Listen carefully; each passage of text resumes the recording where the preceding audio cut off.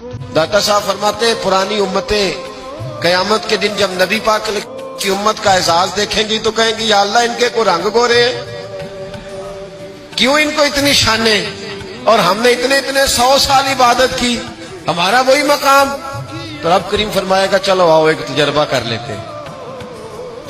لیتے، تو بندے کہیں گے مولا کر لو۔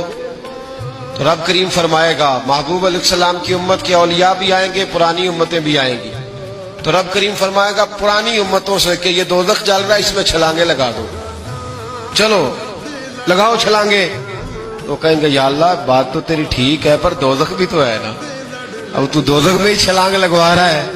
تو رب کریم فرمائے گا چلو ٹھیک ہے تم نے صحیح کہا۔ اب امت مصطفیٰ سے کہا جائے گا، اور داتا صاحب کہتے ہیں امت مصطفیٰ سے بھی امت کے اولیاء سے، یعنی داتا علی اجمیری سے، یعنی غوث پاک جیلانی سے، یعنی خواجہ اجمیر سے، یعنی حضرت ہند الولی سے، یعنی حضرت بہاؤالحق نقشبند بخاری سے، اولیاء سے کہا جائے گا۔ رب کریم فرمائے گا مجھ سے پیار کرتے ہو یا اللہ کرتے؟ فرمایا چلو میری خاطر دوزخ میں چھلانگے لگا دو، آگ جل رہی ہے لگاؤ چھلانگے۔